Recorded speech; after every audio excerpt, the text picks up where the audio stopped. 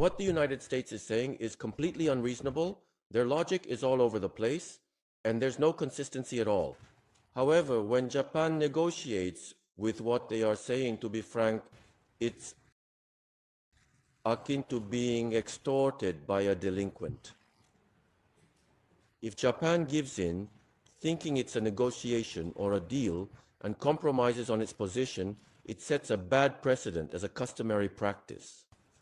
If you give money to someone extorting you, they'll just come back to extort you again. In the first place, even their equations are completely nonsensical.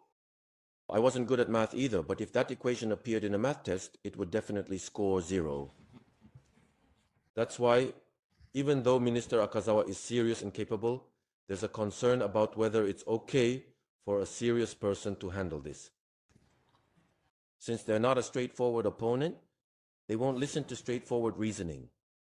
Even though all options were mentioned, you must never show compassion to an opponent who isn't straightforward. If you ease up on them, it will set a bad example.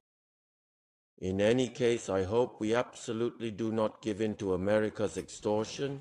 This may sound harsh, but it really is extortion. If we comply with this, it will truly set a bad example. Truly. Minister Iwata, I know you might not have much time, but I highly recommend watching the documentary about Roy Cohn, the lawyer who mentored him, and the documentary about Mr. Trump. By watching those, I hope you can gain some insight into what kind of person Mr. Trump is. When you watch it, you really get a sense of, oh, this is the kind of person he is. During the tariff review, he was so relaxed that he went to his own golf course. It wasn't a decision made after much deliberation. He's really mocking the world.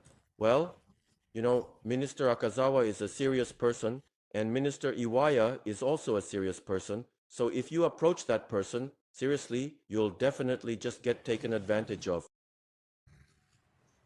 I believe that Minister Iwaya was quite spirited in his younger days, and I hope he remembers that. Even now, Minister Iwaya is full of energy, and I urge him to demonstrate that spirited nature in negotiations with the United States and to promise not to yield to any extortion. With that, I conclude my questions. Thank you very much.